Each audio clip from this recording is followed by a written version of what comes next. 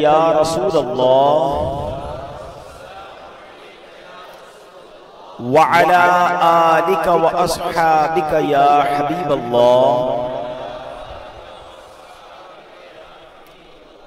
الصلاة والسلام علیک یا نبی اللہ وعلا آلک و اصحابک یا نور اللہ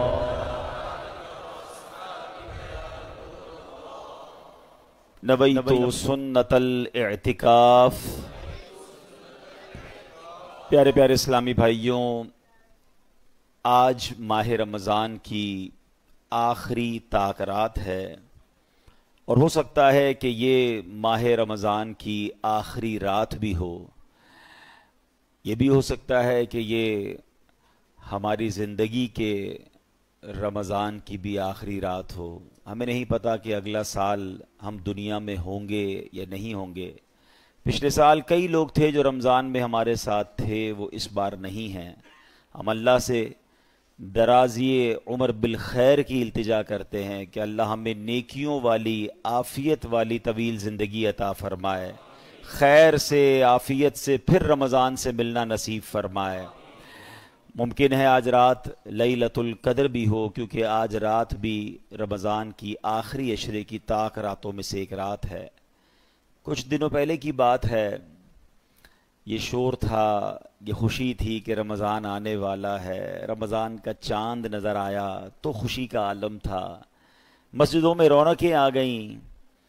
پہلا عشرہ گزر گیا، دوسرا عشرہ آ گیا، وہ بھی گزر گیا، پھر سوچا کہ اب آخری عشرے میں عبادت کر لیں گے، طاق راتیں آئیں گی، مگر دیکھتے ہی دیکھتے آج آخری طاق رات آ گئی ہے۔ ہم نے ویسا رمضان نہیں گزارا جیسا گزارنے کا حق تھا، جس طرح عبادت کرنی چاہیے تھی، جس طرح کوششیں کرنی چاہیے تھیں۔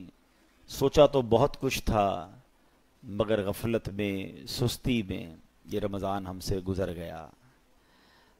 ہوتے ہو تم ہم سے جدا اے ماہ رمضان الوداع، ملوائے پھر تم سے خدا اے ماہ رمضان الوداع۔ ماہ سیام ایسے چلے، قالب سے جاں جیسے چلے، ہے ہاتھ تم کیسے چلے اے ماہ رمضان الوداع۔ جاتے ہو اے ماہ نجات، ہم ہاتھ پر ملتے ہیں ہاتھ، آتی ہے یاد ایک ایک بات اے ماہ رمضان الوداع۔ جنت کے تھے سب در کھلے، دوزخ کے سب در بند تھے، ہر دم تھی رحمت غیب سے اے ماہ رمضان الوداع۔ راتوں کو وہ پڑھتے نماز، طاعت کا وہ دامن دراز، خالق سے وہ عجز و نیاز اے ماہ رمضان الوداع۔ شہر تراوی الوداع، ماہ تسابیح الوداع، نور مصابیح الوداع اے ماہ رمضان الوداع۔ بزم افطار سجتی تھی کیسی، خوب سحری کی رونق بھی ہوتی۔ بزم افطار سجتی تھی کیسی، سحری کی رونق بھی ہوتی۔ سب سما ہو جائے گا سونا سونا، الوداع الوداع ماہ رمضان، الوداع الوداع ماہ رمضان، الوداع الوداع ماہ رمضان۔ رمضان، ماہ رمضان کی رنگی ہواؤں، اے معطر معمبر فضاؤں، لو سلام آخری اب ہمارا،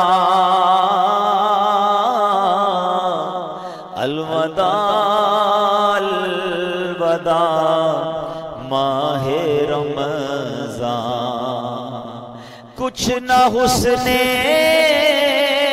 عمل کر سکا ہوں، چند آنسو نظر کر رہا ہوں، بس یہی ہے میرا کل ساسا، الوداع الوداع ماہ رمضان، الوداع الوداع ماہ رمضان، الوداع الوداع، سال آئندہ شاہ حرم تم کرنا عطار پر یہ کرم تم، پھر مدینے میں رمضان دکھانا کا، پھر مدینے میں رمضان دکھانا، الوداع الوداع ماہ رمضان، جب گزر جائیں گے ماہ 11 تیری آمد کا پھر شور ہوگا، کیا میری زندگی کا بھروسہ، کیا میری زندگی کا بھروسہ، الوداع الوداع ماہ رمضان، الوداع الوداع ماہ غفران، الوداع الوداع ماہ رمضان، روز محشر ہمیں بخشوانا، الوداع الوداع ماہ رمضان، جاؤ حافظ خدا اب تمہارا، الوداع الوداع ماہ رمضان، کیا میری زندگی کا بھروسہ، الوداع الوداع ماہ رمضان، پھر مدینے میں رمضان دکھانا، الوداع الوداع،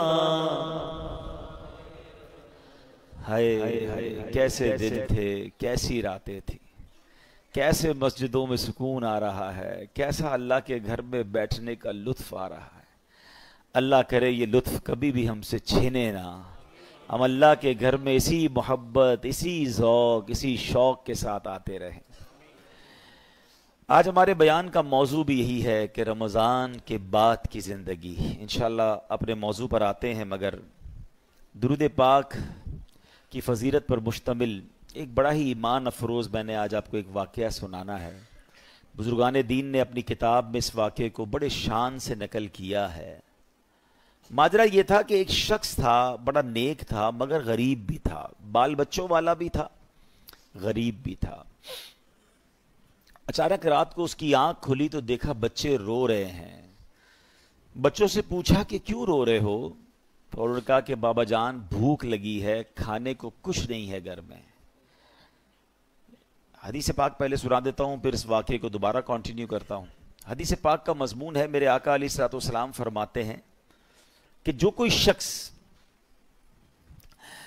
پریشانی میں ہو، مصیبتوں میں ہو، حدیث پاک کا خلاصہ ہے جو کوئی شخص پریشانی میں ہو، مصیبتوں میں ہو، اسے چاہیے کہ مجھ پر کثرت سے درود پڑھے کہ درود پاک پریشانیوں اور مصیبتوں کو لے جاتا ہے۔ تو اب آپ ذرا غور کیجئے کہ درود پاک پریشانی اور مصیبتوں کو دور کرتا ہے۔ اب اس کے پاس پریشانی تھی، کھانے کو بھی کچھ نہیں تھا، تو اس نے کیا کیا؟ اپنے بچوں کو کہا دیکھو کھانے کو تو کچھ نہیں ہے، ایسا کرتے ہیں آؤ سب مل کر نبی پاک علیہ الصلوۃ والسلام پر درود پاک پڑھنا شروع کر دیتے ہیں۔ اور اب اپنی فیملی کے ساتھ، اپنے بچوں کے ساتھ اس نے درود پاک پڑھنا شروع کر دیا۔ درود پڑھتے پڑھتے پڑھتے اس کی آنکھ لگ گئی، آنکھ تو لگی، آنکھیں تو بند ہوئیں مگر قسمت جاگ اٹھی۔ سرکار دو عالم صلی اللہ تعالی علیہ وسلم خواب میں تشریف لائے اور میرے آقا نے فرمایا کہ فلاں شخص کے پاس جاؤ اور اس سے کہو کہ جو اللہ نے تمہیں دیا ہے اس میں سے میری مدد کرو، اور تمہارے لیے جو دعا کی گئی تھی وہ قبول ہو گئی ہے۔ یہ شخص اٹھا اور اٹھنے کے بعد اس نے سوچا کہ جس کی طرف بھیجا جا رہا ہے وہ تو مسلمان نہیں ہے، وہ تو مجوسی ہے۔ مجوسی کہتے ہیں فائر ورشپر کو، آگ کی پوجا کرنے والے۔ کنفیوز کہ نبی پاک مجھے اچھا سلام بھی دیا تھا کہ پیارے آقا علیہ الصلوۃ والسلام نے فرمایا میرا سلام بھی دینا اسے، کہ پیارے آقا ایک غیر مسلم کو سلام بھجوائیں گے اور مجھے اس کے پاس بھیجیں گے؟ کنفیوز، درود پاک پڑھتے پڑھتے پھر سو گیا۔ پھر سویا تو پیارے آقا علیہ الصلوۃ والسلام خواب میں تشریف لائے۔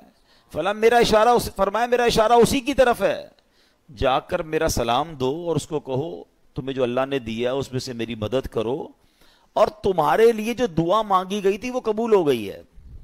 اگین ویری کنفیوزڈ کہ یار پیارے آقا ایک مجوسی کو، ایک غیر مسلم کو سلام بھجوا رہے ہیں۔ اچھا نبی پاک کا خواب میں دیدار کا فارمولہ آج سمجھ لیجئے۔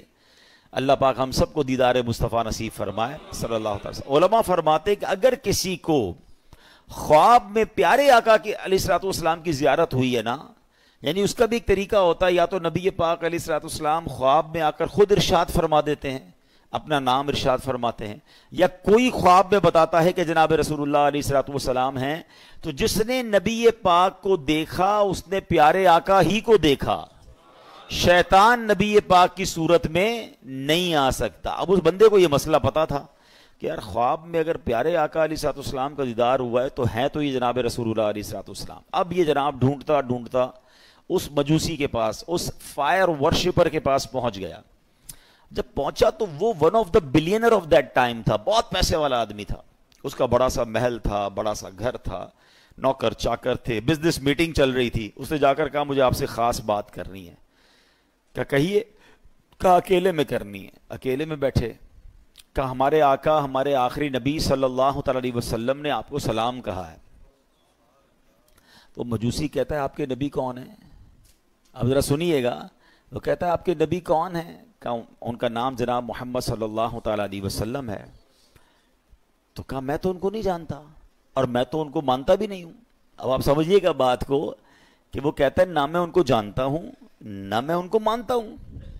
کہا نہیں، مجھے میرے نبی علیہ الصلوۃ والسلام نے آپ کے پاس بھیجا ہے، آپ ہی کے بارے میں اشارہ تھا، آپ کو سلام دینے کا بھی کہا ہے، اور آپ کے لیے ایک بات یہ بھی فرمائی کہ آپ کے لیے جو دعا مانگی گئی تھی نا وہ قبول ہو گئی ہے۔ کہتا ہے اچھا تم اللہ کی قسم کھا کر کہہ سکتے ہو کہ تمہارے نبی نے بھیجا ہے؟ کہا میں رب کی قسم کھا کے کہتا ہوں، مجھے میرے نبی نے ہی آ کر کہا ہے۔ کہا اچھا۔ اب اس کا ہاتھ پکڑا اور اپنے گھر کے اندر لے گیا۔ چھت پر لے جانے کے بعد کہتا ہے اپنا ہاتھ دو، ہاتھ پکڑ کر کہتا ہے مجھے کلمہ پڑھا اور مسلمان کرو۔ اشہد ان لا الہ الا اللہ واشہد ان محمد عبدہ ورسولہ۔ اس نے کلمہ پڑھا، مسلمان ہو گیا۔ مسلمان ہونے کے بعد اس نے اپنے بیٹے کو بلایا، بیٹے کو کہا بیٹا دیکھو میں مسلمان ہو گیا ہوں، اگر تم مسلمان ہوتے تو ٹھیک ہے، ورنہ تمہارا میرا آج سے رشتہ ختم۔ بیٹا کہتا ہے بابا جان آپ مسلمان ہو گئے، میں بھی کلمہ پڑھتا ہوں، کلمہ پڑھ کے وہ بھی مسلمان ہو گیا۔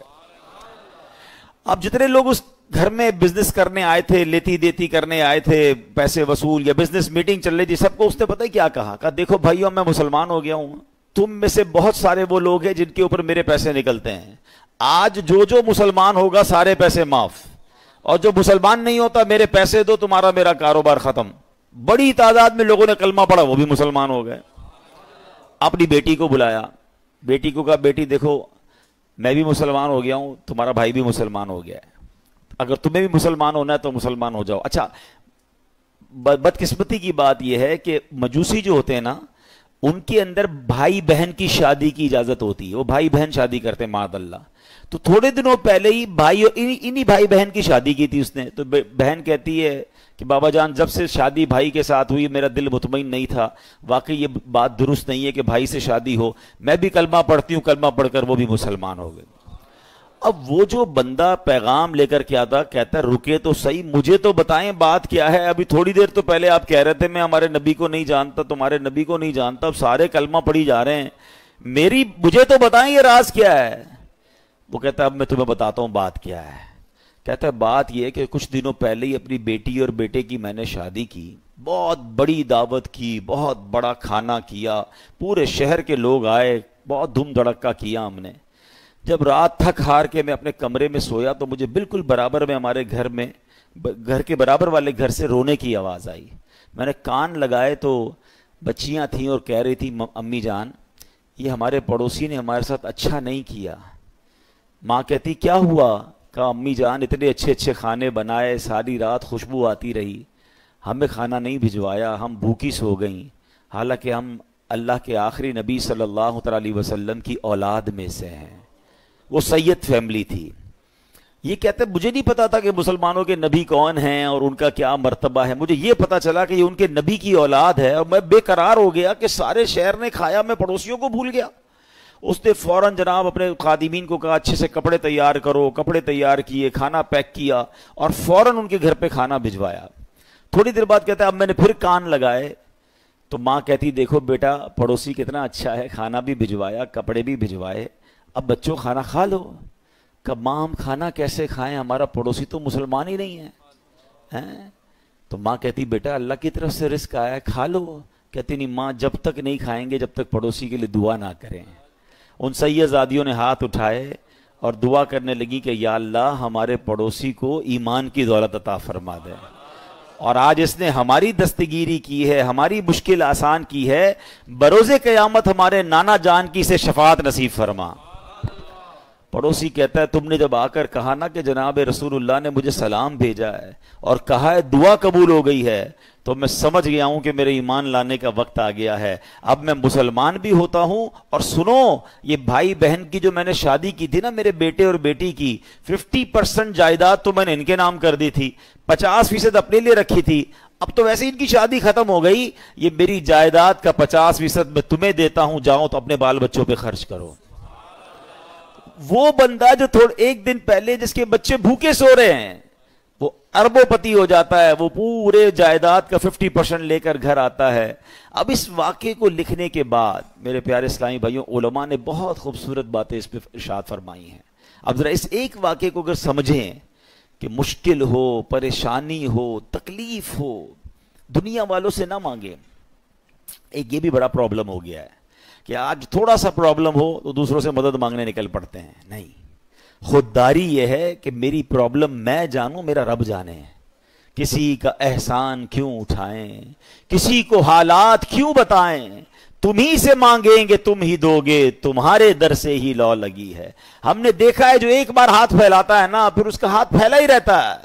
اللہ سے ہمیشہ دعا کرنا اے اللہ ہمیں صرف دینے والا ہاتھ عطا فرما، کبھی مانگنے والا ہاتھ نہ عطا فرما۔ مشکل آتی ہے انسان پر، کوشش کریں کہ کسی کی مدد نہ لینی پڑے۔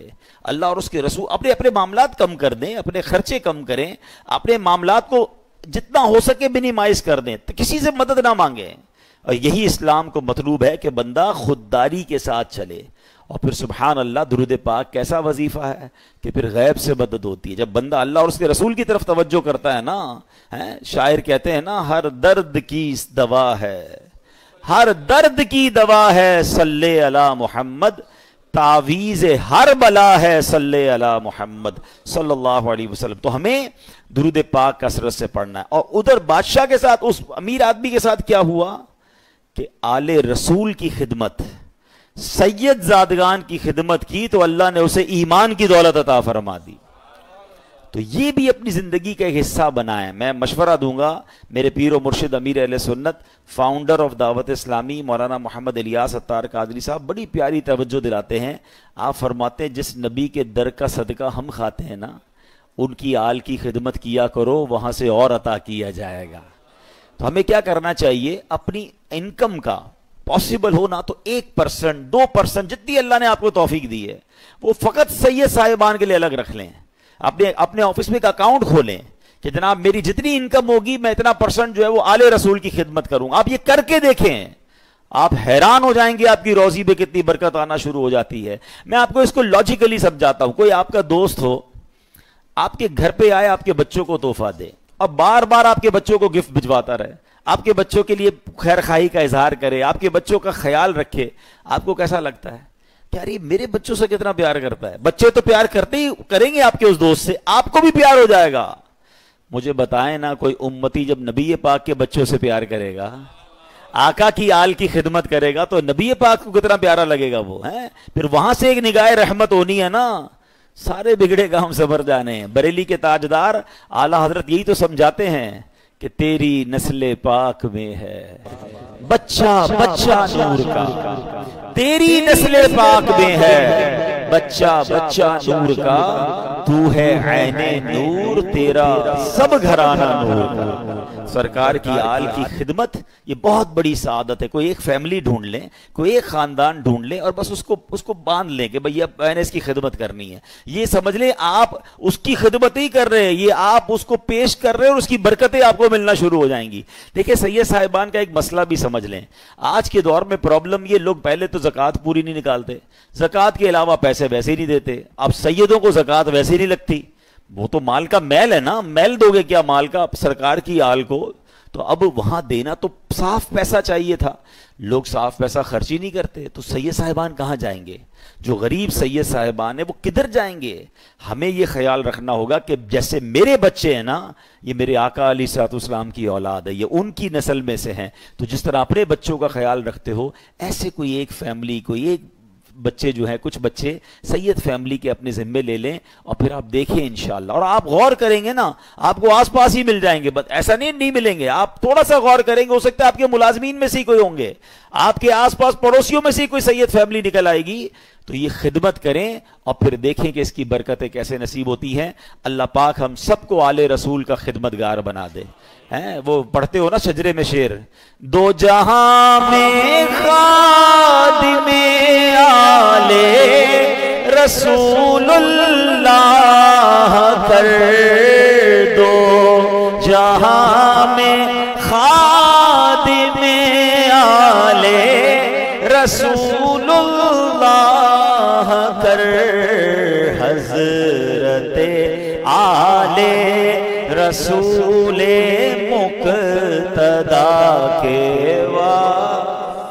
ہاں, جس کو ادھر بھی نوکری آل رسول کی مل گئی نا, پنجتن کی غلامی ادھر مل گئی اور ادھر بھی نوکری مل گئی, اس سے اچھی کون سی نوکری ہے. نیازی صاحب لکھتے ہیں نا, اس گھرانے کا جب سے میں نوکر ہوا. کیا وہ شعر ہے, مجھ پہ کتنا نیازی کرم ہو گیا, دنیا کہنے لگی پنجتن کا گدا, اس گھرانے کا جب سے میں نوکر ہوا, سب سے اچھی میری نوکری ہو گئی. آقا کی آل کا غلام بن جاؤں, ان کا نوکر بن جاؤں, اور کیا چاہیے. پھر دیکھو کیسا نوازتے ہیں انشاءاللہ. تو نیت کریں انشاءاللہ آل رسول کی خدمت کریں گے. درود پاک پڑھ لیجئے محبت کے ساتھ. صلو علی الحبیب, اللہم صلی علی سیدنا و مولانا محمد عدد ما فی علم اللہ, صلاۃ دائمۃ بدوام ملک اللہ. رمضان کے بعد کی زندگی, the most crucial time, یہ جو وقت ہے نا, یہ بڑا جس کو کہتے ہیں ڈیسائیڈنگ مومنٹ ہے. فائنل سے پہلے یہ سمجھ لیں اب یہ وہ رات ہے جو ہو سکتا ہے کہ کل کی رات رمضان ہمارے ساتھ نہ ہو. May be it is the last night of Ramzan. اب ہم نے تیاری کرنی ہے ایک بڑے مقابلے کے لیے. دشمن کو بند کیا گیا تھا. پہلے میں یہ سمجھا دوں کہ شیطان کتنا بڑا دشمن ہے. قرآن پاک آپ نے پڑھا سنا ہوگا, بار بار, ایک جگہ نہیں کئی بار قرآن میں فرمایا, اِنَّهُ لَكُمْ عَدُوٌّ مُبِينٌ, شیطان تمہارا کھلا دشمن ہے. ایک جگہ ارشاد ہوتا ہے اِنَّ الشَّيْطَانَ لَكُمْ عَدُوٌّ فَاتَّخِذُوهُ عَدُوًّا, فرمایا بے شک شیطان تمہارا دشمن ہے اور تم بھی اسے اپنا دشمن سمجھو. پرابلم یہ کہ قرآن بار بار یہ سمجھا رہا ہے کہ تمہیں اس سے دشمنی رکھنی ہے, دوستی نہیں کر لینی. اب وہ دشمن باہر آنے والا ہے اور اس کے وار سمجھنے ہیں. دیکھیں دنیا کا دستور سمجھیے گا, جب تک اینیمی کی چالیں نہیں پتا ہوں گی نا, اینیمی کے اٹیکس پتا نہیں ہوں گے کہ کہاں کہاں سے حملہ کرتا ہے. کئی ملکوں کی فوجیں ڈیزائن ہی اس طرح ہوتی ہے کہ اینیمی کے پاس کون سا ویپن ہے, دشمن فوج کے پاس ویپن, ہمارے پاس بھی اس کا توڑ ہونا چاہیے. اس کے پاس ایئر کرافٹ کیسے, ویسے ہی ہمارے پاس, جیسے راکٹ ویسا ہمارے پاس نیوی جیسی. بندہ یہی تو سوچ کے پلان کرتا ہے کہ دشمن کدھر سے اٹیک کر سکتا ہے. تو شیطان کو تو اللہ قرآن میں فرما رہا ہے تمہارا دشمن, اور تم بھی اسے دشمن سمجھو. مگر بدقسمتی یہ ہے کہ بہت بڑی جو لوگ ہیں, تعداد جو ہے وہ شیطان سے دشمنی نہیں دوستی کر لیتے ہیں. کتنی بری بات ہے. اللہ کا بھی دشمن ہے, ہمارا بھی دشمن ہے, اور اس سے دوستی کر رہے ہیں. قرآن میں ایک جگہ رب ارشاد فرماتا ہے اَفَتَتَّخِذُونَهُ وَذُرِّيَّتَهُ أَوْلِيَاءَ مِن دُونِ وَهُمْ لَكُمْ عَدُوٌّ بِئْسَ لِلظَّالِمِينَ بَدَلًا. فرمایا تو اے لوگوں کیا تم اسے اور اس کی اولاد کو میرے سوا دوست بناتے ہو, حالانکہ وہ تمہارے دشمن ہیں. ظالموں کے لیے کیا ہی برا بدلہ ہے. اللہ فرماتا ہے وہ تمہارے دشمن ہے, دوست مت بنانا. اور یہ اتنا خطرناک دشمن ہے, اتنا مکار دشمن ہے, اس کے ایسے ایسے وار ہیں آپ حیران ہو جائیں گے. شیطان کبھی ادھر سے حملہ کرتا ہے, کبھی ادھر سے. اچھا پرابلم یہ کہ ایک تو شیطان کو پہلے سیویئر دشمن سمجھنا شروع کر دیں. مثال کے طور پہ آپ کو کوئی یہ کہہ دے کہ یار ایک بندہ ہے, اس نے پلان کیا ہے کہ آپ کو مار دے گا. آپ بتائیں کہ آپ سکون سے سو جائیں گے؟ آپ پریشان ہو جائیں گے کہ اچھا میری جان لینا چاہتا ہے. ہاں, وہ اس نے بنا پلان کیا ہوا ہے کہ آپ کو اڑا دے گا. اب آپ پولیس کے پاس جائیں گے, آپ اپنے گارڈز رکھنے کی کوشش کریں گے, معلومات کریں گے یار اس کا پلان کیا ہے, کیسے اٹیک کرے گا. دنیا میں کوئی میری جان لینا چاہے, جان لے سکے نہ لے سکے, میری نیند تو اڑا دیتا ہے. تھریٹ آ جائے تو بندہ, کسی کو پرچی آ جائے, کراچی میں تو بہت سارے واقعات چلتے رہتے ہیں نا, ہمارے پاس بھی بیچارے لوگ دعا کے لیے آتے ہیں, بھائی فون آ گیا ہے, فلاں چیز آ گئی ہے, ہوتا کچھ نہیں ہے, اس بیچارے کی نیند توڑ جاتی ہے. اللہ تعالی ہم سب کو عافیت میں رکھے, ان ظالموں کے ظلم سے بچائے, دہشت گردوں کی دہشت گردیوں سے بچائے. مگر these are all examples for all of us, کہ یہ جب ہمارے ساتھ ہوتا ہے تو ہمارا کیا حال ہو جاتا ہے. مجھے انٹرنیشنلی بھی سنا جا رہا ہوگا, افریقہ کے کئی ملک جہاں کڈنیپ کی دھمکیاں اور پتہ نہیں کیا کیا چل رہا ہوتا ہے دنیا میں. اچھا آپ میں سے کچھ لوگ ہوں گے کہیں گے یار مجھے تو کوئی دھمکی نہیں آئی, اللہ کا شکر, اللہ کرے کبھی آئے بھی نہ آپ کو. مگر یہ والی دشمنی تو قرآن نے بتا دی ہے نا, یہ دھمکی تو آپ کے پاس موجود ہے, یہ اٹیک, اور یہ دشمن آپ کا بھی ہے. وہ دشمن ہو نہ ہو, یہ دشمن سب کا ہے. قرآن کہہ رہا ہے تمہارا کھلا دشمن ہے. تو اس کے لیے کوئی پلاننگ کی, اس سے بچنے کا کوئی غور کیا, اس کے لیے کسی کے پاس گئے کہ یار یہ کدھر کدھر سے حملہ کر سکتا ہے. مجھے ایک بات بتائیں, کوئی میری جان لے سکتا ہے دنیا میں, میری دولت لے سکتا ہے, مگر یہ سب چیزیں کم ہے. شیطان میرا ایمان لے سکتا ہے, اس سے قیمتی چیز کوئی نہیں ہے میرے پاس.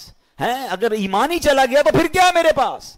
وہ ایکچول اس کا جو الٹیمیٹ گول ہے نا شیطان کا, یہ سمجھنا ہوگا. جو کل رہا ہونے والا ہے, جو عید والی چاند رات کو رہا ہوگا, اس کا الٹیمیٹ گول یہ ہے کہ وہ میرا اور آپ کا ایمان چھین لے اور ہم دنیا سے بے ایمان ہو کر جائیں. اور ایک بات یاد رکھیے گا, سارے روزے, ساری تراویح, ساری عبادت, ساری نمازیں, سارے صدقے, سارے حج, سب کچھ برباد ہو جاتے ہیں اس کے جو ایمان پہ دنیا سے نہیں جاتا ہے. ہاں ایمان ہے تو سب کچھ ہے, ایمان کے بغیر گئے پھر کچھ بھی نہیں ہے. ہاں یہ پہلے سمجھ لیجئے بات کو. میرے اور آپ کی زندگی کا جو سب سے بڑا ٹارگٹ ہونا چاہیے نا, وہ ایمان کی حفاظت ہونا چاہیے. آپ کو پتا ہے اللہ کے نبی علیہ الصلوۃ والسلام کیا دعا کرتے تھے؟ یا مقلب القلوب ثبت قلبی علی دینک. اس دعا کا معنی کیا ہے؟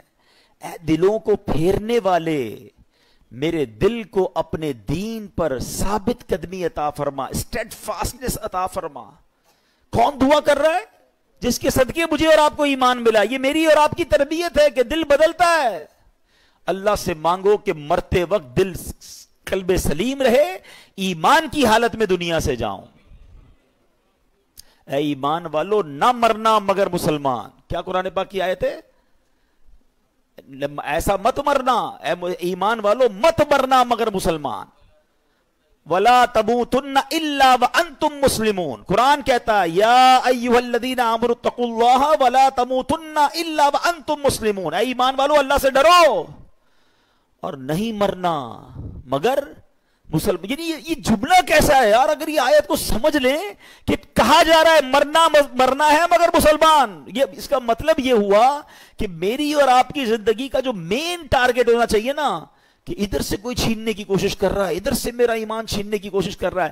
ایکچولی شیطان ہمارے سامنے اپنے اصلی روپ میں نہیں آتا، اس کے چیلے آتے ہیں، اس کے چیلے چپاٹے اب ہر طرح کے لوگ نکلے ہوئے نا، کبھی چینل پر، سوشل میڈیا پر کوئی قرآن کا انداز بیان کر رہا ہے، کوئی دین کا نیا انداز لے کر آیا ہے، کہیں نہ کہیں سے اٹیک کر کے آپ کا ایمان چھیننا چاہتا ہے۔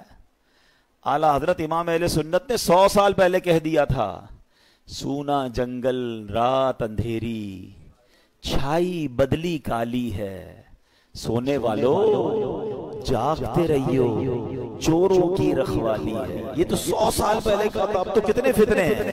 پتہ ہے اعلیٰ حضرت نے کیا کہا؟ آنکھ سے کاجل صاف چرا لیں یا وہ چور بلا کے ہیں، تیری گٹھڑی تاکی ہے اور تو نے نیند نکالی ہے۔ ہمیں پتہ ہی نہیں ہے، لوگ ہمارے ایمان کے پیچھے پڑے، ہم کہتے ہیں نہیں یار میں تو اس کی بھی سنتا ہوں، میں تو اس کی بھی سنتا ہوں، میں بد مذہبوں کے ساتھ بھی بیٹھتا ہوں، کچھ غیر مسلم دوست بھی بنائے ہوئے ہیں، میں سب کے ساتھ بیٹھتا ہوں۔ جناب نہیں، ایمان بچانا ہے تو ایسی محفلوں، ایسی گیدرنگز کو چھوڑنا ہوگا، سب کی نہیں سننی ہے۔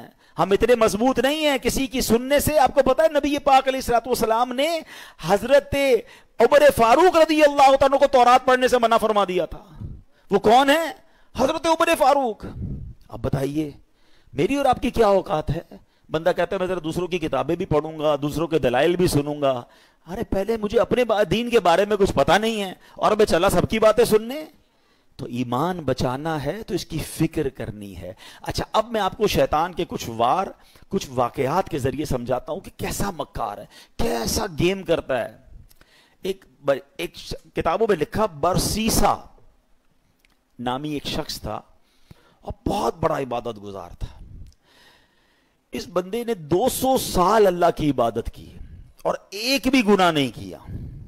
اچھا اب ایسا کوئی نیک بندہ ہو تو شیطان کہاں چھوڑے گا اس کو؟ یہ میں ایک اور بات آپ کو بتا دوں کہ شیطان نیک آدمی پر زیادہ حملے کرتا ہے، یاد رکھیے گا۔ جو پہلے ہی کچھ نہیں کر رہا اس کو شیطان نے کہا تو ساڑھا ساتھی ہے، نہ نماز پڑھ رہا ہے، نہ روزے رکھ رہا ہے اور بدکاریاں کر رہا ہے، شراب پی رہا ہے، نہیں، اس کے لیے پرابلم ہے نیک آدمی جو نمازیں پڑھ رہا ہے، جو روزے رکھ رہا ہے، جو نیکی کی نیت کر بیٹھا ہے، جو علم دین سیکھ رہا ہے، وہ بے چین رہتا ہے اس کے بارے میں۔ تو آپ جتنا دین کی طرف آئے نا اب تیار ہو جائیں، he will attack you but انشاءاللہ اللہ کی رحمت سے ہم اپنے آپ کو بچائیں گے انشاءاللہ۔ ہماری کوئی اوقات نہیں، ہم اللہ سے ہی مدد مانگیں گے آج رات انشاءاللہ، اور مانگتے رہا کرو رب سے مدد کہ اللہ شیطان کے مقابلے میں میری مدد فرما، مجھے طاقت دے، مجھے قوت دے، اور اس مردود کے مقابلے میں مجھے کامیابی عطا فرما۔ ٹھیک ہے، آج وظیفہ بھی بتاؤں گا آپ کو انشاءاللہ کہ شیطان سے بچنے کا وظیفہ کیا ہے۔ بہرحال اب شیطان کی تو حالت خراب، 200 سال کوئی گناہ نہیں، شیطان پہنچ گیا اس کے پاس انسانی صورت میں اور جا کر کہتا ہے کہ مجھے آپ کے ساتھ عبادت کرنی ہے۔ شیطان وہ اللہ کا نیک بندہ کہتا ہے مجھے اللہ کی عبادت میں کوئی دوست نہیں چاہیے، میں جانوں میرا رب جانے، مجھے کوئی نہیں چاہیے۔ اس کا ایک عبادت خانہ تھا، وہ اس میں عبادت کرتا تھا، اس نے شیطان کو انٹری نہیں دی۔ اس مردود نے کیا کیا تھا، انسانی صورت میں اسی نیک آدمی کے گھر کے باہر بیٹھ کر عبادت شروع کر دی، ڈھونگ کے لحاظ میں۔ اب وہ کھڑکی سے دیکھتے پورا دن ہو گیا، رات ہو گئی، یہ عبادت کیے جا رہا ہے، 1 دن 2 دن 3 دن، نہ کھانا نہ پینا نہ سونا۔ برسیسا حیران کہ یار میں 200 سال سے عبادت کر رہا ہوں، مجھے بھوک بھی لگتی ہے، مجھے نیند بھی آتی ہے، نہ اس کو نیند آ رہی ہے نہ اس کو کھانے کی ضرورت ہے۔ دروازہ کھول کے کہا بھائی یہ تو بتاؤ تمہیں یہ عبادت کہاں سے سیکھی؟ تمہیں نیند بھی نہیں آتی, تمہیں کھانا بھی نہیں کھانا. کہتا بات یہ, میں اسی لیے تو آپ کے پاس آیا تھا, آپ نے تو مجھے لفٹ ہی نہیں کرائی. میں آپ کو اصل راز بتاؤں, مسئلہ یہ ہے کہ میں نے زندگی میں ایک گناہ کیا ہے. جب مجھے نیند آتی ہے نا, مجھے وہ گناہ یاد آ جاتا ہے, میں پھر چونک جاتا ہوں, پھر خوف خدا طاری ہوتا ہے, میں جاگتا ہوں. بھوک لگتی ہے, پھر وہ گناہ یاد آتا ہے. آپ کا پرابلم ہی آپ نے کوئی گناہ نہیں کیا ہے. اب دیکھو شیطان کا وار. اگر آپ کو یہ لیول چاہیے نا عبادت کا, کہ نہ آپ کو نیند آئے, نہ آپ کو جناب بھوک لگے, اور آپ ساری رات اللہ کی عبادت کرتے رہیں, آپ ایک گناہ کر لیں. کہتا ہے عجیب آدمی ہو, جس رب کی عبادت کر رہا ہوں وہاں اس کی بارگاہ میں گناہ کروں. کہ پھر نہیں ملے گی ایسی پھر آپ کو لذت نہیں ملے گی. اب دیکھیں کیسا خطرناک وار ہے. برسیسا کہتا ہے اچھا پھر مشورہ دو, کون سا گناہ کروں. شیطان سے کہتے ہیں کون سا گناہ کروں. شیطان کہتا ہے پھر ایسا کریں, آپ بدکاری کر لیں. کہتا ہے خدا کا خوف کر, اتنا بڑا گناہ, زنا بدکاری میں کروں؟ نہیں میں نہیں کرتا. کہ پھر ایسا کرے قتل کر لے. کہ کیسے آدمی ہو, میں کسی بندے کو مار دوں, قتل کروں؟ نہیں میں نہیں کرتا. اچھا پھر ایسا کرے شراب پی لیں. کہتے ہیں ہاں یہ تھوڑا چھوٹا گناہ لگ رہا ہے. اب یہاں ایک اور بات سیکھنی ہے. میں تھوڑے واقعات کو بریک اس لیے کرتا ہوں کہ ٹو دی پوائنٹ آپ کو بات بھی سمجھ آئے. ہمارے اندر بہت سارا شیطان نے دماغ میں ڈالا, یار یہ چھوٹا گناہ یہ کر لو, یہ بڑا ہے یہ نہیں کرو. پتہ نہیں اپنے طور پہ ہم نے کیٹیگری بنا لی ہے. سمجھیے بات کو, ہمیں نہیں پتا کون سا گناہ رب کی نافرمانی کا اور غضب کا اور ناراضگی کا باعث بن جائے, وہی گناہ میں جہنم کے گہرے گڑھے میں ڈال دے. کسی گناہ کو چھوٹا مت سمجھنا, ٹھیک ہے. برسیسا کہتا ہے ہاں یہ ٹھیک ہے, شراب پی لیتا ہوں. شراب پی, نشہ چڑھا, اور پی, اب بدکاری کی, اور جب بدکاری کر لی تو اب قتل بھی کر دیا. اللہ اکبر. پولیس آئی اور برسیسا کو پکڑ کے لے گئی. اب جب پھانسی کا حکم ہو گیا, پھانسی گھاٹ پر برسیسا موجود تھا. شیطان ادھر پہنچ گیا. کہتا ہے ایک راستہ ہے, میں تجھے بچا سکتا ہوں. کہ بدبخت تیری وجہ سے تو میں پھانسی میں پہنچ گیا, تو نے کہا گناہ کر لے, مجھ سے ایک نہیں تین گناہ ہو گئے اور آپ پھانسی پھندے پر آ گئے. بولے میں بچا سکتا ہوں. بولو بتاؤ کیسے بچ سکتا ہوں. کہا تم ایسا کرو, خدا کا انکار کرو اور مجھے سجدہ کر دو. برسیسا کی بدبختی دیکھیں, اس نے شیطان کو سجدہ کیا, خدا کا انکار کیا, اور اسی وقت پھانسی پر اس کو لٹکا دیا گیا. کفر کی موت وہ مر گیا. یہ ہے شیطان. ہم اس کی باتوں میں آ جاتے ہیں, ہمیں لگتا ہے نہیں یار میں بڑا پکا ہوں, ایک دو گناہ ہی تو کیے, تھوڑی سی تو پرابلمز ہیں, تھوڑی سی غلط جگہوں پہ جا رہا ہوں, نماز بھی تو پڑھتا ہوں.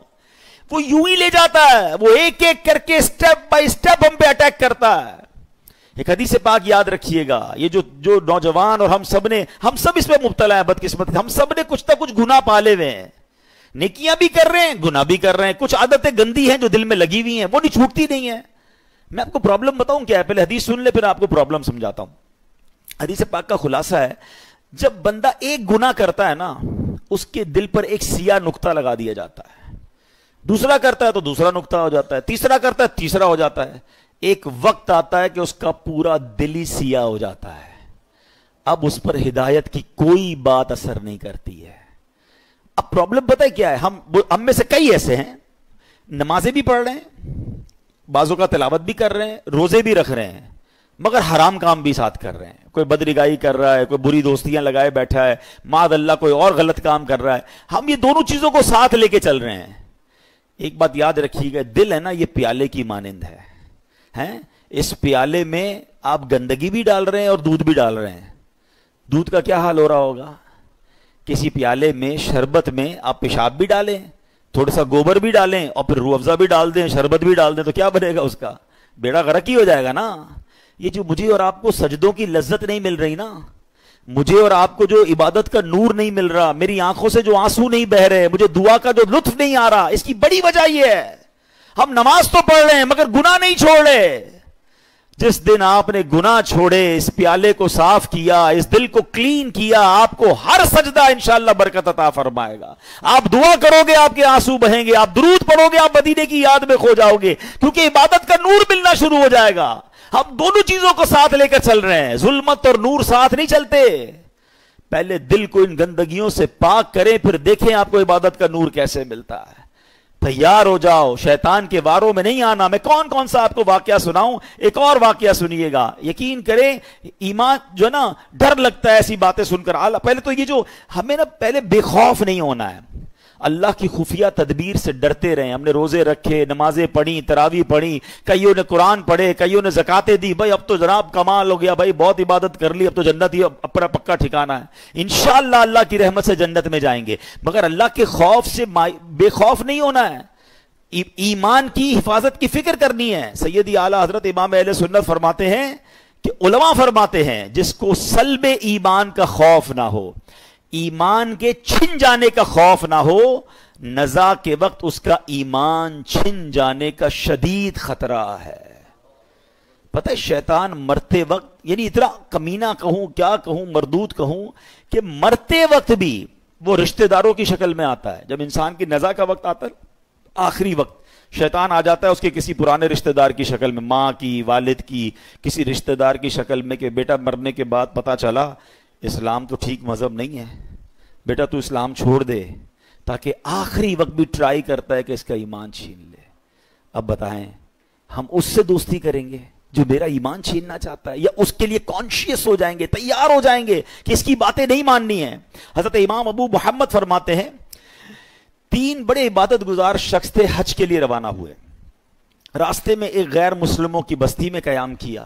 یہ بری صحبتوں کی آپ کو ایک نحوست بھی بتاتا ہوں، بندہ پتہ نہیں کبھی کہاں رہتا ہے، کبھی کن کے ساتھ رہتا ہے، سوچتا بھی نہیں ہے۔ غیر مسلموں کی بستی میں رہے، اب اس تینوں میں سے ایک بندے کی ایک عورت پہ نظر پڑی، ایک لڑکی پہ نظر پڑی، بڑی خوبصورت تھی، اس کا اس پہ دل آ گیا، ساتھیوں سے کہتا تم جاؤ حج پر، میں ذرا پیچھے آتا ہوں۔ کسی بہانے سے خود رک گیا، وہ ساتھی روانہ ہو گئے، یہ پہنچ گیا اس کے والد کے پاس کہ مجھے تمہاری بیٹی سے شادی کرنی ہے۔ کہ میری بیٹی کا مہر تم ادا نہیں کر سکو گے، بہت ہیوی ہے، بہت مہنگا ہے۔ کہ بتاؤ تو صحیح کیا ہے؟ کہ مہر یہ ہے کہ تم اسلام چھوڑ دو اور غیر مسلم ہو جاؤ۔ ساری زندگی جس کی عبادت میں گزری، شیطان نے ایسا حملہ کیا، عورت کا ایک ایسا جال پھینکا اس کے دل پر کہ اس شخص نے اسلام کو چھوڑا اور غیر مسلم مذہب اختیار کر لیا۔ حج پہ جا رہا تھا، سفر کون سا تھا؟ حج کا۔ سوچئے شیطان کب کہاں کیسے حملہ کر سکتا، آپ سوچ نہیں سکتے۔ میری زبان نہیں اٹھ رہی ہے مگر اشارے میں بتا دیتا ہوں، طواف کے دوران کیا کچھ ہوتا ہے، ایسی ایسی باتیں سامنے آئی ہیں کہ زبان بھی نہیں اٹھتی کہ یار ادھر بھی۔ لیکن شیطان، ہم سمجھتے کعبے کے سامنے کچھ نہیں ہو سکتا، آپ اپنے گھر میں سوچ رہے ہو میں محفوظ ہوں، کعبے کے سامنے بہکاتا ہے وہ، ادھر غلط کام ہو جاتے ہیں، چوری پکڑتے ہوئے نہیں پکڑے جاتے حرم کے اندر ہیں۔ سوچئے شیطان سے کوئی محفوظ نہیں ہے، اپنے آپ کو سیکیور مت سمجھو، اس کی فکر کرنی ہے، دعائیں مانگنی ہے، اس کا علاج کرنا ہے اور اپنے آپ کو ان بری صحبتوں سے بچانا ہے۔ اب کیا ہوا؟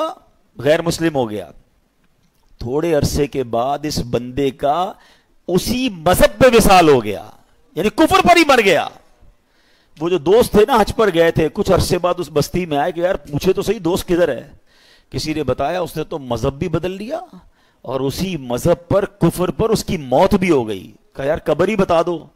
قبر پہ گئے تو اس قبر کے کنارے ایک عورت 2 بچوں کے ساتھ بیٹھی رو رہی۔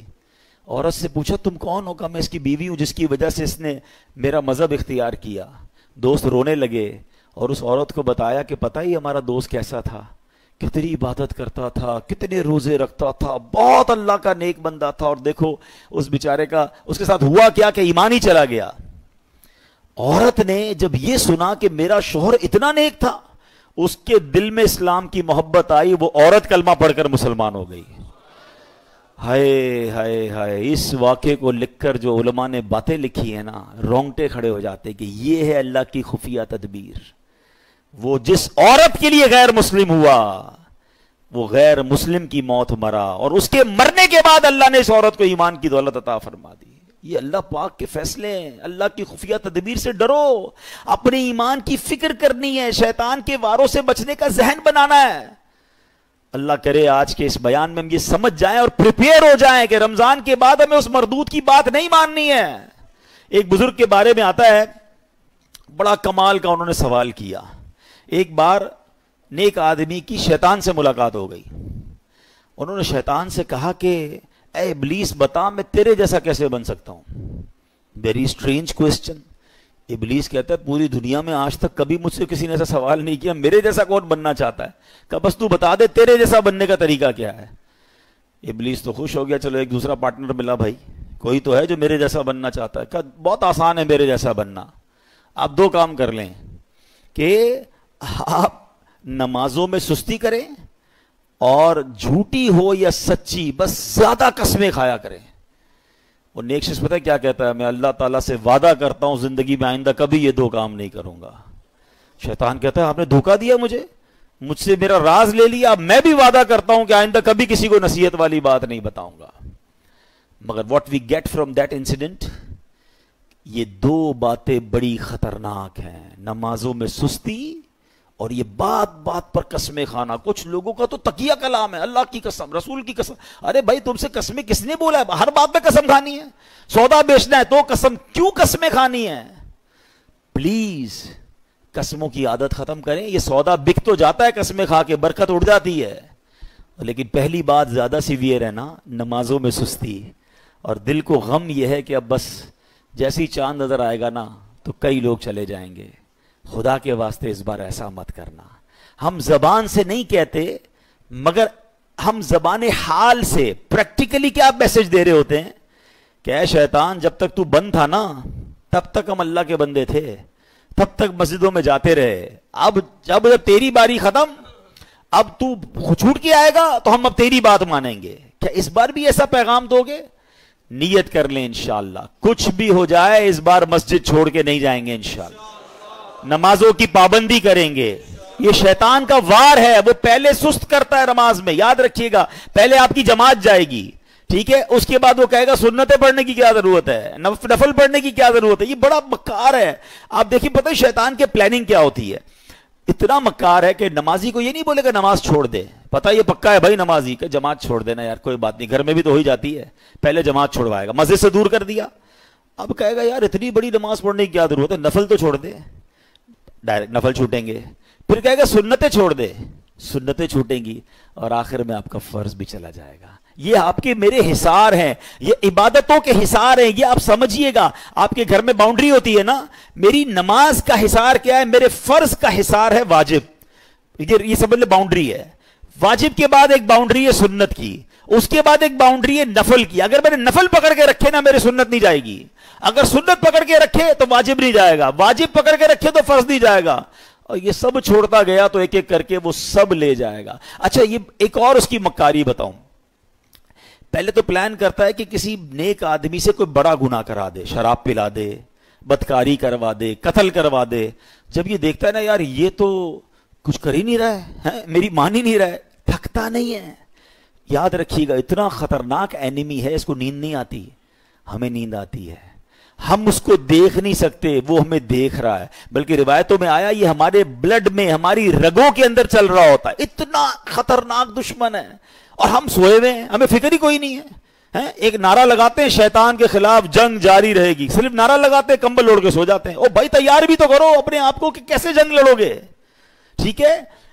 اب جب یہ دیکھتا ہے نا کہ یار یہ نیک نمازی آدمی ہے، نہ شراب پی رہا ہے، نہ بدکاری کر رہا ہے، نہ قتل کر رہا ہے، نہ کسی کو ظلم کر رہا ہے، اب کیا کروں؟ تھکتا نہیں ہے، اب اس کو کہتا ہے عبادت میں اس کی عبادت کم کروا دوں، گناہ نہیں کروا پا رہا نا، اس کے درود کم کروا دوں، اس کی تلاوت کم کروا دوں، اس کی جماعت چھڑوا دوں۔ اچھا اب دیکھتا ہے یہ بھی نہیں کر پا رہا، اب یہ شیطان کا ایک ایسا آلہ آ گیا ہے کہ جس کے گھر میں ٹی وی نہیں تھا، جس کے گھر میں کبھی فلم VCR نہیں آیا تھا، یار ہم کئی ایسے لوگوں کو جانتے ہیں جنہوں نے کبھی زندگی میں فلمیں نہیں دیکھی تھی، مگر یہ ایک ایسا آلہ آ گیا کہ ایک بٹن دباؤ تو پتہ نہیں دوسری دنیا میں بندہ پہنچ جاتا ہے۔ اب نیک نمازی آدمی سے بھی اس کے ذریعے گناہ کرواتا ہے، میرے ہی پیسے لگے، میں ہی انٹرنیٹ کا بل بھر رہا ہوں، میں نے ہی لاکھوں روپے کا موبائل لیا اور مجھے ہی جہنم میں لے جا رہا ہے، کیا بے وقوفی ہے یار۔ سوچئے یہ شیطان کے وار ہیں، یہ ساری روحانیت منٹوں میں برباد ہو جاتی ہے جب آپ اپنی آنکھیں حرام دیکھتی ہیں۔ اچھا پھر ایک اور کیا کرتا ہے کام، دیکھیں میں آپ کو کچھ شیطان کی چالیں بتا رہا ہوں۔ ایک اور پھر پتہ کیا کرتا ہے کہ اگر آپ کسی نیکی میں بہت ساری نیکی کر ہی رہے ہیں، صدقہ بھی دے رہے ہیں، زکوٰۃ بھی دے رہے ہیں، خیرات بھی دے رہے ہیں، اب اس کا ایک اور وار یہ کہ یار نیکی تو کر لی اس نے، اب یہ کہتا ہے اس کی نیکی برباد کرواؤ۔ اب نیکی برباد کیسے ہو سکتی ہے بھائی، میں نے کر تو لی، نماز بھی پڑھ لی، روزہ بھی رکھ لیا، صدقہ بھی دے دیا، رسید بھی آ گئی، فطرہ بھی دے دیا، نہیں جناب, he have some weapons to destroy your all good deeds. اب کیسے؟ اب وہ بندے کو کہتا ہے اس کو لوگوں کو بتا. اب ریاکاری شروع کرے گا. ہیں میں ذرا لوگوں کو بتاؤں بھائی میں نے تو بڑی رات کو 5,000 روپے خرچہ کیا, میں نے مہنگا والا فطرہ دیا ہے, میں جناب تہجد بھی پڑھتا ہوں, میں تو جناب قرآن 3 بار ختم کیا ہے. اب لوگوں کو بتانا شروع کریں گے. سمجھیے یہ بات, یہ شیطان کا بڑا خطرناک وار ہے. آج کسی سے ملاقات کرے نا, آئی صاحب کیسے ہیں, طبیعت ٹھیک ہے؟ بس اللہ کا بہت کرم ہے جناب, 2010 میں حج پہ گیا تھا تو 2015 سے 5 بار عمرہ کر چکا ہوں الحمدللہ. ہمارے گھر کے برابر میں جو مسجد ہے اس کی چھت بھی ہم نے ڈلوائی تھی, بس افطاری کا سامان بھی اپنے گھر سے ہی جاتا ہے. 5-7 منٹ میں حاجی صاحب نے 15 سال پرانی نیکیاں ساری گنوا دی. کیوں بھائی, میں نے تو طبیعت پوچھی تھی آپ سے, یہ کب پوچھا تھا کہ اپنی ذرا بیلنس شیٹ دیجئے. اچھا ایک اور عجیب بات ہے, آپ کو 15 سال پرانا حج یاد ہے, کل جھوٹ بولا تھا وہ یاد ہے؟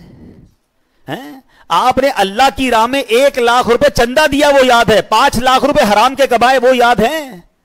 یہ سوچئے, یعنی ہم گناہ کر کے بھولی جا رہے ہیں اور نیکیاں بار بار ریمائنڈ ہو رہی ہیں, بار بار ریکال ہو رہی ہے. یہ شیطان کا وار ہے.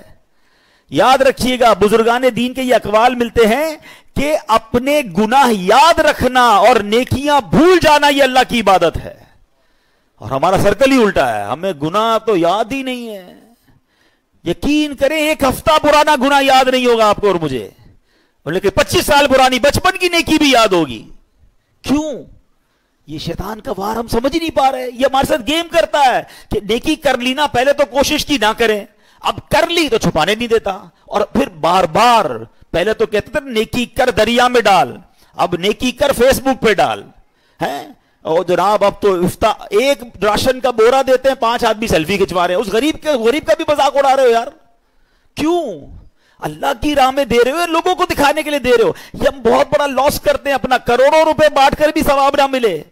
آپ سوچئے, اس کو اس طرح سمجھیے کہ ایک بندہ قیامت کے دن جائے اور اس کو پتا ہو کہ یار اتنے روزے, اتنے حج, اتنی زکاتیں دے کر آیا ہوں, اور اس کو کہا جائے کہ جاؤ ہمارے پاس تمہارے لیے آج کچھ بھی نہیں ہے, ان لوگوں سے مانگو جن کے لیے دکھانے کے لیے کیا تھا.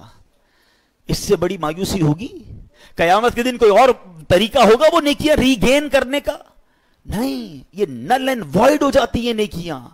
یہ شیطان کا بہت خطرناک وار ہے جو لوگ نہیں سمجھ رہے. روایتوں میں آتا ہے مضبوط ترین اللہ کا بندہ وہ ہے جو دائیں ہاتھ سے خرچ کرے اس کے بائیں ہاتھ کو پتہ نہ چلے. لیکن نہیں جناب, ہمیں تو دنیا کو, اچھا صرف خرچے کی بات نہیں, ہر عبادت ہے. طواف کرنے تو وہاں سے لائیو آ رہے ہیں, وہاں سے سیلفیاں بن رہی, کعبے کو پیٹ کر کے دعائیں کر کے دکھا رہے ہیں, گنبد خضرا کو پیٹ کر کے لوگوں. کیوں یہ سب ہو رہا ہے؟ آپ سوچئے, وہ تقدس ان مقامات کو ہم پامال کر رہے ہیں. ہر ہاتھ میں موبائل ہے, عورتیں طواف کر رہی ہیں, آپ دنیا کو دکھانے کے لیے عورتوں کی ویڈیو دنیا کو بھیج رہے ہیں. مکہ پاک میں 1 نیکی 1 لاکھ نیکی کے برابر ہے حدود حرم کے اندر, مگر 1 گناہ 1 لاکھ گناہ کے برابر ہے.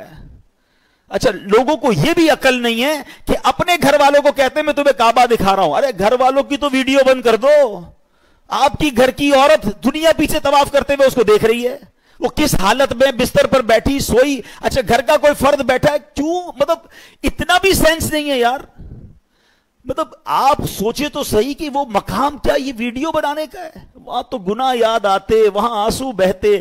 مجرم کسی بادشاہ کے دربار میں جائے اور یہ نیت لے کے جائے کہ میں گناہگار ہوں, پکڑا نہ جاؤں, معافی مل جائے. ارے وہاں تو یہ کیفیت ہونی چاہیے, میں معافی مانگنے آیا ہوں, میں بخشوانے آیا ہوں, میرے ہاتھ پہ بیڑیاں ہیں اور میں چھڑوانے آیا ہوں. اس کیفیت میں طواف کرو یار, اس کیفیت میں مدینے جائیں کہ مجرم ہوں جہاں بھر کا, محشر میں بھرم رکھنا, رسوائے زمانہ ہوں دامن میں چھپا لینا. یہ کیفیت ہونی چاہیے نا.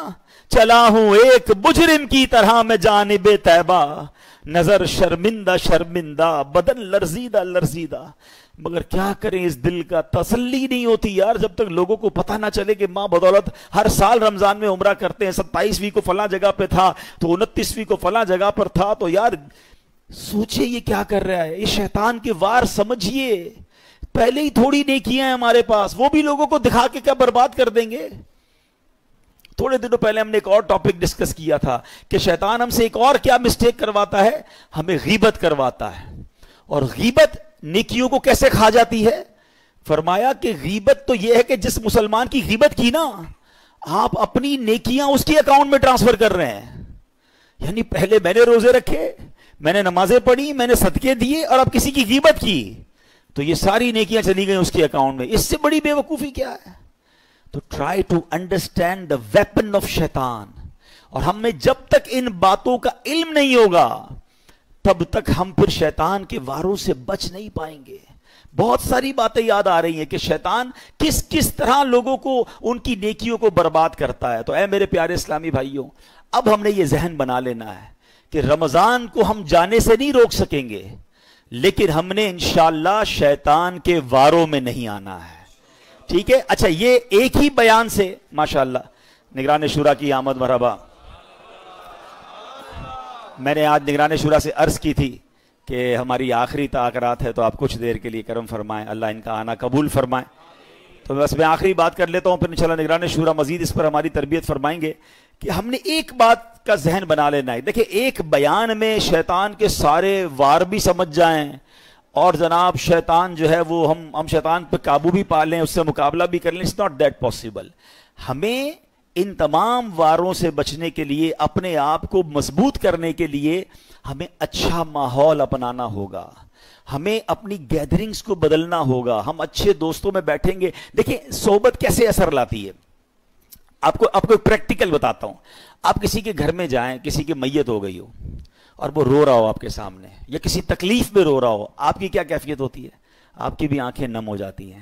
آپ باہر نکل کے بھی دل افسردہ ہوتا ہے. آپ کے ساتھ تو کچھ نہیں ہوا جناب، مگر کسی کو افسردہ دیکھا، آپ پر اثر پڑا نا.